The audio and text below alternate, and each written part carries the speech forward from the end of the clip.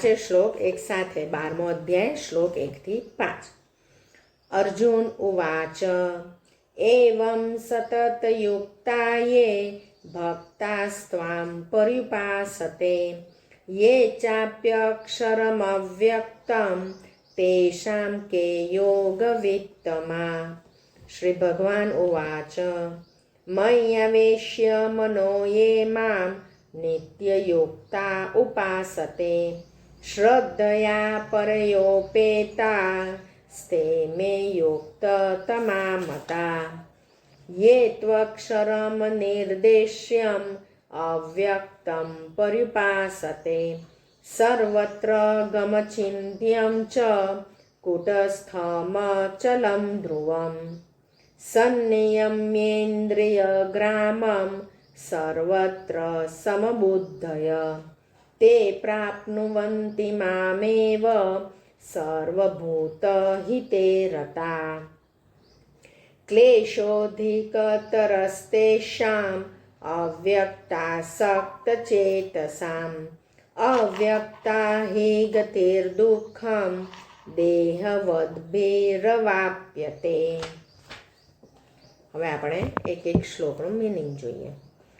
હવે આપણે 11મા અધ્યાયમાં જોયું કે કૃષ્ણએ એમનું વિશ્વરૂપ દર્શન અર્જુનને બતાડ્યું અને પછી અર્જુન હવે માનવા માંડ્યા કે આ કૃષ્ણ મને જે દેખાય છે મારા સખા રીતે એ ખાલી મારા સખા નથી, પણ આ અલૌકિક આ ભગવાન છે કે જે અત્યારે મારા સખા રીતે મને મારી સાથે રહે છે, કે મનુષ્યના જન્મમાં આવ્યા છે અને મારી સાથે રહે છે સખા રીતે.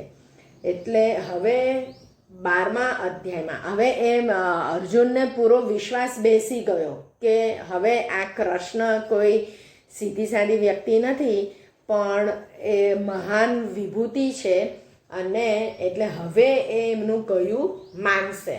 પણ હજી 11મા અધ્યાયથી હજી તો 18મા અધ્યાય સુધી હજી ઘણા પ્રશ્નો થાય છે અર્જુનને, અને બધા પ્રશ્નોનું હવે નિરાકરણ આપે છે.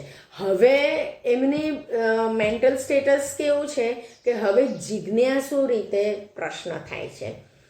11 અધ્યાય સુધી કેવું હતું, એમને શંકા રીતે પ્રશ્ન થતા હતા કે ચલો હું આ પૂછું છું, આ જવાબ આપે છે, પણ આ બધા જવાબ આપે છે સાચા હશે કે કેમ. પછી જ્યારે એમને વિશ્વરૂપ દર્શન દેખાયું એટલે એ માન્યા કે ના, આ વ્યક્તિ જે કહે છે એ બધું આ સાચું કહે છે. એટલે હવે એમની શંકા પૂરી થઈ. હવે જિજ્ઞાસુ, હવે જાણવાની ઈચ્છાથી હવે બાકીના 8 અધ્યાય છે અને એની અંદર પછી એ પ્રશ્ન પૂછે છે.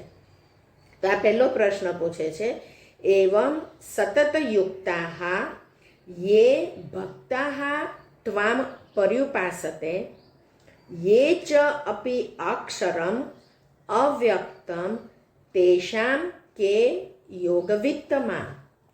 એટલે આ પ્રકારના ભગવાનના વચન સાંભળી અર્જુન બોલ્યા, હે મનમોહન, જે અનન્ય પ્રેમી ભક્તજનો હમણાં આપે જણાવ્યું એ પ્રકારે નિરંતર આપના ભજન ધ્યાનમાં રચ્યા પચ્યા રહીને આપ સગુણ સ્વરૂપ પરમેશ્વરને ભજે છે, અને બીજા ભક્તો જે કેવળ અવિનાશી સચ્ચિદાનંદ ઘન નિરાકાર બ્રહ્મને જ ઘણા ઉત્તમ ભાવે ભજે છે, એ બંને પ્રકારના ઉપાસકોમાં વધુ ચઢિયાતા યોગવેત્તા કોણ છે?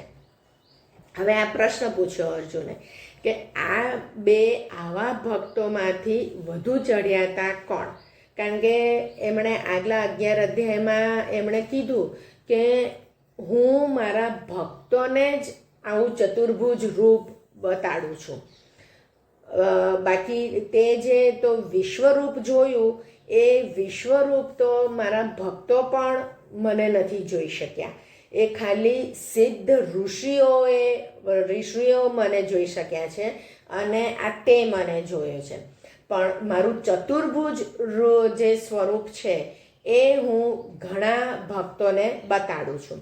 એટલે હવે અર્જુનને પ્રશ્ન થયો, તો તમે તમારું આવું ચતુર્ભુજ રૂપ ઘણા ભક્તોને બતાડો છો, તો ઘણા ભક્તો નિરાકાર સચ્ચિદાનંદ ઘન બ્રહ્માને પણ પૂજતા હોય છે. તો આ બેમાંથી કયો ભક્ત સારો? એટલે હવે ભગવાન કહે છે, ભગવાન ઉવાચ મયી આવેશ્ય મનઃ યે મામ નિત્યયુક્તાઃ ઉપાસતે શ્રદ્ધયા પરયા ઉપેતાઃ તે મે યુક્તતમાઃ મતાઃ. એટલે પછી ભગવાન બોલ્યા, હે અર્જુન, મારામાં મનને પરોવીને નિરંતર મારા ભજન ધ્યાનમાં રચ્યા પચ્યા રહેનારા જે ભક્તજનો અત્યંત અડગ શ્રદ્ધાભાવથી યુક્ત થઈને મુજ સગુણ સ્વરૂપ પરમેશ્વરને ભજે છે, તેઓ મને યોગીઓમાં વધુ ચઢિયાતા યોગી રૂપે માન્ય છે. એ કહે છે કે સગુણ રૂપે જે મને ભજે છે અને દ્રઢ શ્રદ્ધા અને નિત્ય નિરંતર ભજન ધ્યાનમાં રચ્યા પચ્યા રહેનારા, તો એ યોગી રૂપે મને વધારે માન્ય છે. પછી કહે છે, યે તું અક્ષરમ અનિર્દેશ્યમ અવ્યક્તમ પર્યુપાસતે સર્વત્ર ગમ અચિંત્યમ ચ કુટસ્થમ અચલમ ધ્રુવમ સંનિયમ્ય ઇન્દ્રિયગ્રામમ સર્વત્ર સમબુદ્ધયઃ તે પ્રાપ્નુવન્તિ મામ એવ સર્વભૂતહિતે રતાઃ. એટલે કહે છે કે પરંતુ જે ભક્તો ઇન્દ્રિયોના સમુદાયને સારી પેઠે વશમાં કરીને મન બુદ્ધિથી પર સર્વવ્યાપક કોઈ પણ રીતે નિર્દેશ ન થઈ શકે એવા સદા એક રસ રહેનાર નિત્ય અચળ નિરાકાર અવિનાશી સચ્ચિદાનંદ ઘન બ્રહ્મને નિરંતર એકાત્મ ભાવે ધ્યાન કરતા ભજે છે, એ સઘળા ભૂતોના હિતમાં રત રહેનારા અને સૌમાં સમાન ભાવ રાખનારા યોગીઓ મને જ પામે છે. એટલે આવું પણ જે કરે છે એ યોગીઓ મને જ પામે છે. આ યોગીઓ એટલે કયા યોગીઓ? એમણે કીધું કે જે ઇન્દ્રિયોના સમુદાયને સારી પેઠે વશમાં કરે. એટલે આ જે સાધુ સંતો એ બધા જે નિરાકાર બ્રહ્મનું જે ધ્યાન ધરે એ બધા આ યોગીઓ કૃષ્ણ જે કહે છે એ. એટલે કહે છે કે એ લોકો પણ મને જ પામે છે. પણ જે પેલું ભજનને કરવાવાળું ઇઝી રસ્તો છે અને આ થોડો અઘરો રસ્તો છે, કારણ કે સતત ધ્યાન કેન્દ્રિત કરવું પડે. નિરાકાર વસ્તુ હોય અને એમાં સતત ધ્યાન કેન્દ્રિત કરવું. પેલું સાકાર હોય એટલે કે આ આકારવાળા આવા ભગવાન છે, એટલે એક આપણી સામે એક આકાર છે અને એમને જોઈને ભજવાનું ઇઝી પડે એક નિરાકારને ભજવા કરતાં. એટલે કૃષ્ણ કહે છે કે પેલા જે સાકાર સગુણને ભજે છે એ મને વધારે માન્ય છે, પણ આ જે બીજી રીતે બી ભજે છે એ મને જ પામે છે. અને પછી કહે છે કે ક્લેશ અધિકતરઃ તેષામ અવ્યક્તાસક્ત ચેતસામ અવ્યક્તા હિ ગતિ દુઃખમ દેહવદ્ભિઃ અવાપ્યતે. એટલે કે છે પણ સચ્ચિદાનંદ ઘન નિરાકાર બ્રહ્મમાં મન પરોવનાર એ માણસોના સાધનમાં પરિશ્રમ વધુ છે, કારણ કે દેહાભિમાનીઓ વડે અવ્યક્ત વિષયક ગતિ ઘણું દુઃખ વેઠીને પ્રાપ્ત કરવામાં આવે છે.